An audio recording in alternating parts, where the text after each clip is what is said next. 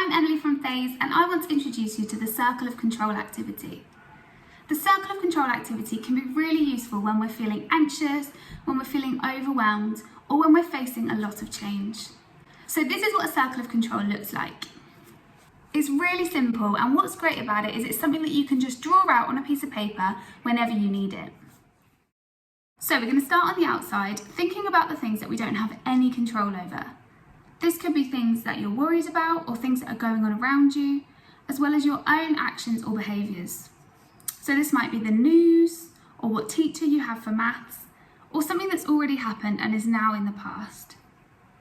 And then in the bigger circle, you can write things that you might have some control over, but are still influenced by other factors, such as what grades you get, what other people think of you, or what you eat for dinner. And then in the small circle, you're going to write the things that you have complete control over. This might be something like your attitude, how much revision you do, if you choose to talk to someone about what you're feeling. So why is the circle of control useful? Well, it might seem obvious, but it can be really helpful to recognise that so many of the things that we worry about are completely outside of our control. And once we recognise that, we can choose to switch our focus from the things that we can't control onto the things that we can. So maybe it's finding positive ways to manage your emotions. Maybe it's choosing to see positives in a certain situation.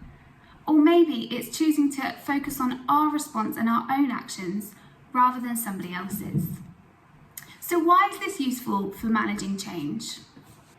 When we experience a lot of change, so many of the things that are going on are completely outside of our control. And so remembering the things that we do have control over, even if they're really small, helps us to feel grounded and not so overwhelmed. And it reminds us that we do still have some control in our lives. So even if it's just something like choosing what cereal to eat in the morning, or choosing what shoes to wear today, or choosing who to talk to when you feel overwhelmed, focus on those things that you do have control over. So why don't you have a go at drawing out your own circle of control and writing down some of those things you're worried about, some of the things you're thinking about, maybe some of the changes that you're going through. And use it to shift your perspective, accepting those things that you can't control and instead focusing on the things that you can and what you can do about it. And hopefully that will leave you feeling a little bit less overwhelmed and able to cope with those changes going on around you.